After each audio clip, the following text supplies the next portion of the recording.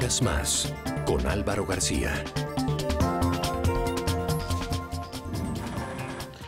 Doctor Enrique Peñalosa, bienvenido a Palabras Más, esta vez ya como candidato presidencial. Muchísimas gracias, Álvaro. Bueno, y en esa condición quiero hacerle la primera pregunta. Doctor Peñalosa, ¿por qué quiere ser presidente de Colombia? Porque estoy convencido que podemos hacer una Colombia en donde solucionemos problemas de los ciudadanos más pobres, que los incorporemos realmente a esa Colombia moderna que les ha pasado del lado, a muchísimos campesinos, a muchísimos colombianos de nuestros barrios marginales, porque estoy convencido que podemos, libres de cualquier compromiso con las maquinarias de la política tradicional, superar de verdad problemas para que logremos atender bien a la gente en salud cuando se enferman, que no tengan que madrugar a las 3 de la mañana para hacer una fila o esperar semanas para que los atiendan, porque podemos mejorar radicalmente la calidad en la educación, porque podemos atender temas que han estado descuidados completamente, como la seguridad urbana, para que sea posible hacer realidad ese derecho que se nos olvidó incluir en la Constitución, que es el derecho a vivir sin miedo. En otras palabras, a que tengamos una Colombia más igualitaria, más fértil para la realización del potencial humano, mejor incorporada a nuestro mundo y a nuestro tiempo, una Colombia en donde vivamos mejor. ¿Por qué no reelegir al presidente Santos? La revista Semana de esta semana trae en su portada un título que dice La paradoja del presidente Santos, y plantea que mientras que los números, los indicadores de la economía, del crecimiento, del empleo van bien, el presidente se desploma en las encuestas, no logra consolidarse. ¿Por qué no reelegir al presidente Santos? Bueno, el mismo día en que salía ese artículo de Semana, salía una columna de Guillermo Perry, el exministro y uno de los directivos más importantes del Banco Mundial durante muchos años, en donde él explicaba por qué la politiquería, las maquinarias tradicionales es el principal obstáculo a la solución de los problemas que tiene Colombia. Esas maquinarias todas están con el presidente Santos, y cuando él hablaba hace poco, él decía en una entrevista que es que él era el que tenía la gobernabilidad.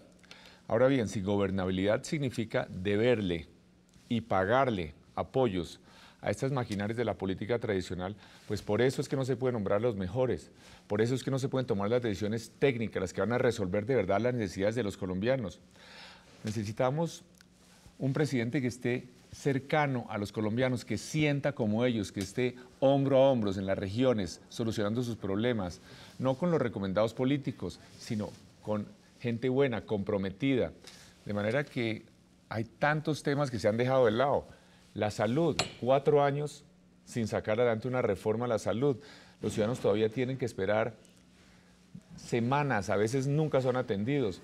Temas como la seguridad urbana, que ha sido totalmente descuidada. Hace 3 semanas teníamos un mensaje asombroso del director del IMPEC, una carta pública a los jueces diciéndole que no le mandaran presos porque no había cupo en las cárceles, porque obviamente no se han hecho las inversiones en cárceles que son indispensables en cualquier sociedad para que podamos tener seguridad urbana. De manera que son muchos los temas que han sido descuidados, son muchos de los temas en donde la politiquería no ha permitido que se tomen las decisiones. Si entran, por ejemplo, 300.000 toneladas de arroz de contrabando, esto no entra entre el bolsillo de alguien.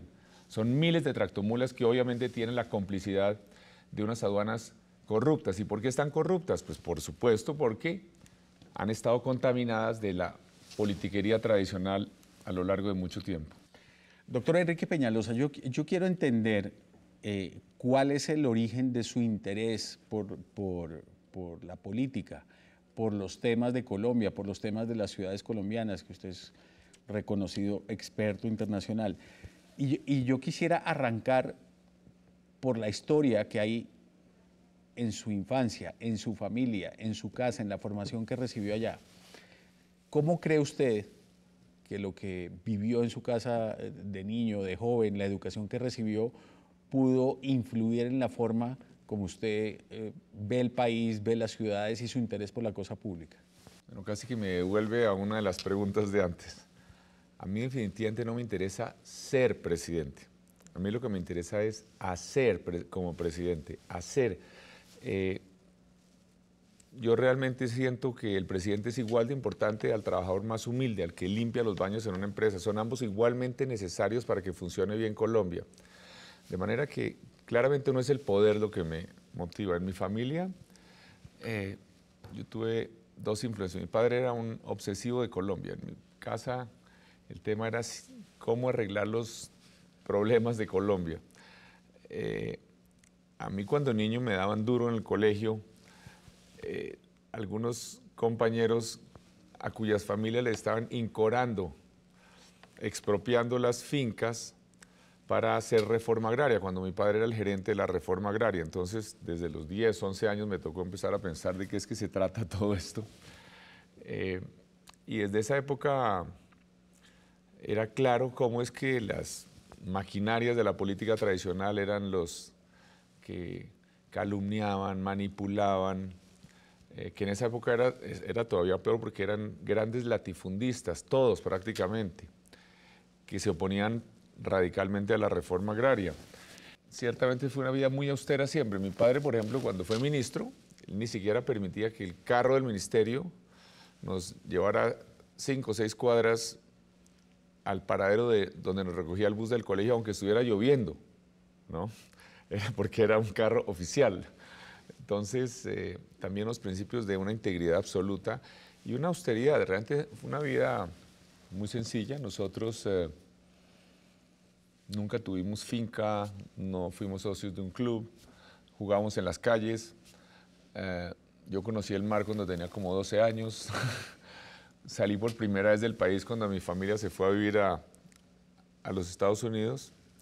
Mi madre también, ella tuvo un vivero toda la vida y diseñaba jardines, entonces las matas me fascinan, las flores. Cuando llegué a la alcaldía, yo sabía tanto de árboles como la gente del jardín botánico, porque era algo que bueno, yo había crecido en este ambiente y me fascinaba. Entonces, creo que en un ambiente donde fue siempre muy austero,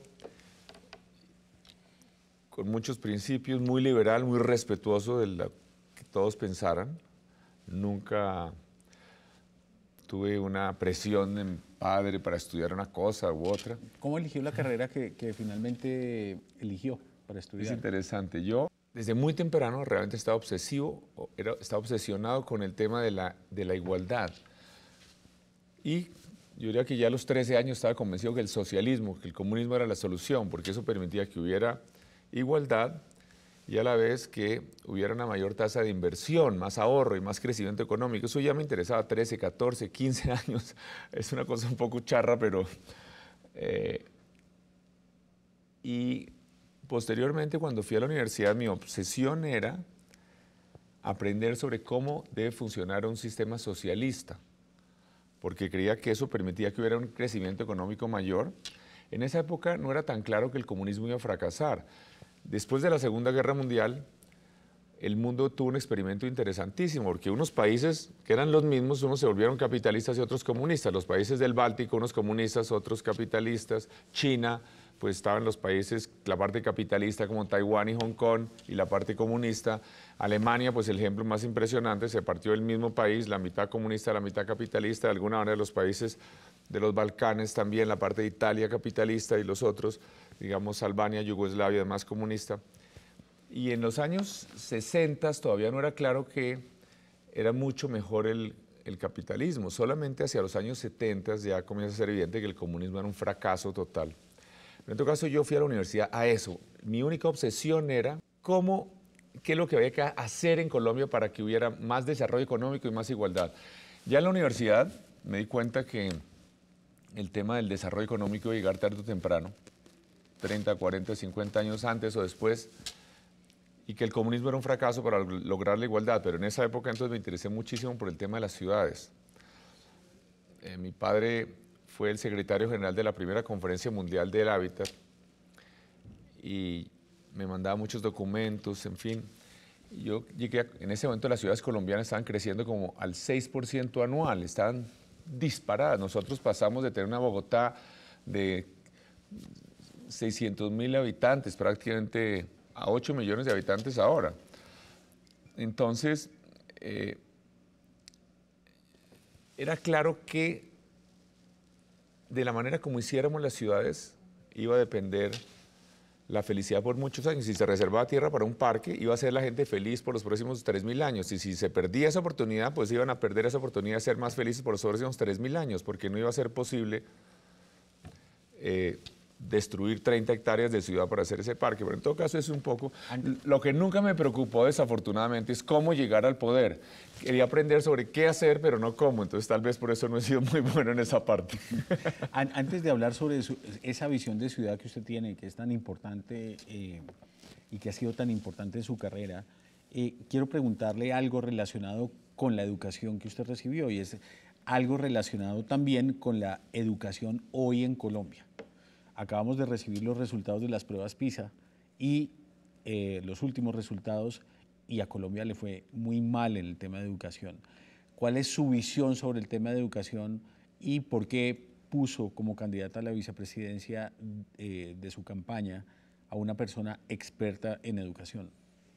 Bueno, es cierto. ¿Y cuál es la educación que usted visualiza para los colombianos? Yo terminé, yo hice colegio, los últimos años de colegio, en un colegio público en Estados Unidos, extraordinario, maravilloso, donde había unos profesores que lo estimulaban a uno, lo motivaban, lo desafiaban. Luego en la universidad ni hablar, le cambian la vida a uno, un buen profesor. Después hice unos posgrados en Francia.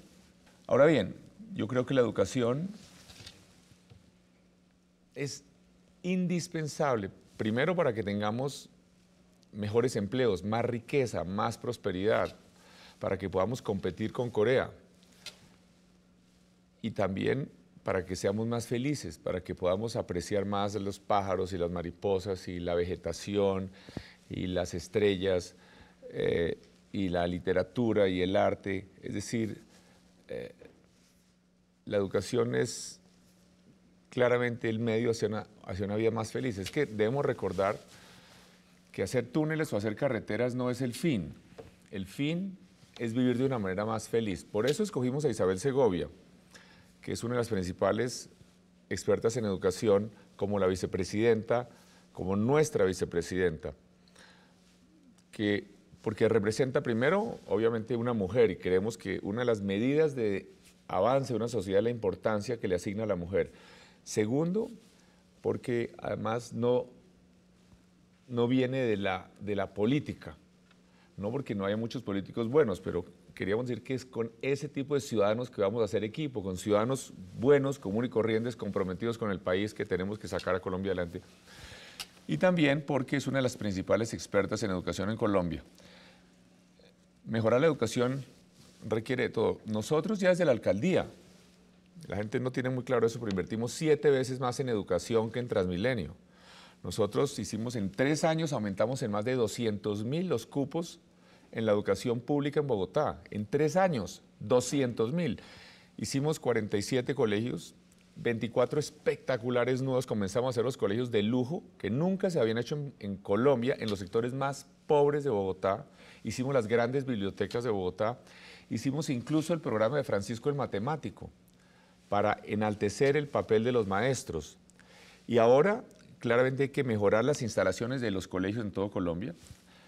Yo me encuentro que los niños en nuestras tierras cálidas, en Putumayo, en el Chocó, en la costa, a veces prácticamente cocinándose al vapor, sin un solo ventilador. Necesitamos salones, obviamente, de excelente calidad, con 6, 7 ventiladores en cada salón, o ojalá aire acondicionado. Y sobre todo, excelentes maestros. Los estudios muestran que ese es el factor más crítico de una educación de calidad. Educación de calidad para tener mejores empleos y más ingresos. Doctor Peñalosa, ¿cuáles fueron sus primeras experiencias en el sector público y en el sector privado? Yo pasé 10 años estudiando fuera, de los 15 a los 25. Cuando yo llegué, pues comencé a dictar clase. Yo dicté clase en la Universidad Externado y fui decano, además como 17 años, También he dictado seminarios muchas veces en los Andes. Bueno, en el Externado fue muy importante, además porque allá conocí a mi esposa. Fue mi alumna de hace 32 años. Esa fue una experiencia, pero comencé gerenciando en una pequeña empresa de tomates. Yo me dediqué al cultivo de tomates como unos 3 años. Mi esposa, cuando yo me casé, yo estaba dedicado de tiempo completo a eso y a dictar clase. También fui investigador económico en ANIF, hacía investigación económica. Mi primer cargo público fue subdirector de planeación de Cundinamarca y recorrí todo Cundinamarca. Incluso es curioso porque hicimos muchos acueductos, yo recorrí todas las regiones. Incluso una anécdota interesante. Cuando yo llegué a planeación de Cundinamarca, recibí una declaración del Consejo de Cabrera, donde era mayoría comunista, que decían que estaban muy contentos con este nombramiento, básicamente porque mi padre había ayudado a pacificar el Sumapaz. Allá en otras épocas estaba la guerrilla de Juan de la Cruz Varela y había hecho todo un trabajo de pacificación, títulos de propiedad, carreteras, escuelas y demás, que llevaron al proceso de paz del Sumapaz con Juan de la Cruz Varela en esa época. Usted también trabajó en el sector privado, en la televisión. ¿Cómo fue esa experiencia? Bueno, yo no trabajé realmente en la televisión, pero sí, mi familia era accionista pequeña en una programadora de televisión que era Punch. Entonces yo hice varias cosas detrás de los telones. Yo, de un lado, escribí telenovelas, me encantaba. Yo escribí algunas telenovelas, muy exitosas, entre otras. ¿Cómo cuáles? Amándote, fue una de las más exitosas con Carlos Muñoz. Carlos Muñoz seguro que se acuerda bien de ese tema. Toda la primera parte de Amándote.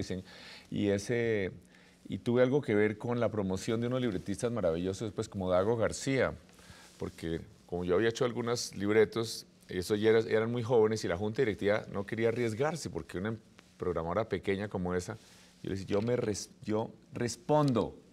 Y ahora pues Dago es una super mega estrella, obviamente, claro, del cine y la televisión colombiana. Y otra cosa que hice en televisión fue que en esa época hicimos también detrás de los telones el programa Testimonio, que era de periodismo investigativo, con posiciones críticas.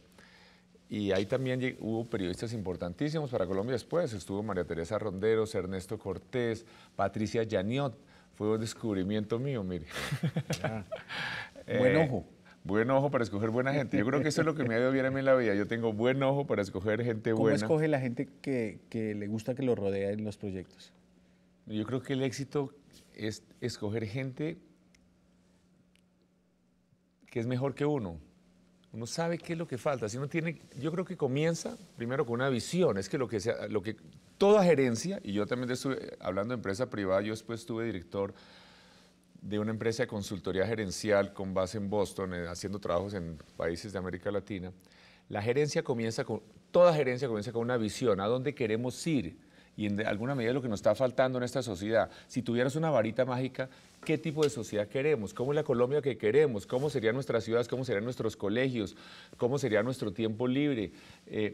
Entonces, comienza con una visión de un proyecto, de proyectos. ¿Y cuál es la parte crítica que le falta? Entonces, tener gente, escoger gente muy buena y lograr que trabajen en equipo. Y después, gente buena que es mucho mejor que uno tiene claro que uno jamás podría hacer eso, pero yo tengo buen ojo para escoger gente muy buena y lograr que trabajen en equipo, y eso produce resultados. Y ahora bien, gente libre de cualquier criterio político. Doctor Peñalosa, lo invito a que hagamos una pausa para venir a hablar sobre su visión de ciudad y de país, y el país que usted se imagina. David.